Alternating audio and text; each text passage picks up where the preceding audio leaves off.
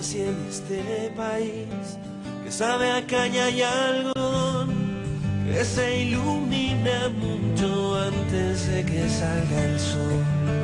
Yo nací en este país de niños pobres y almidón, endeudado con los mismos que se lo llevan.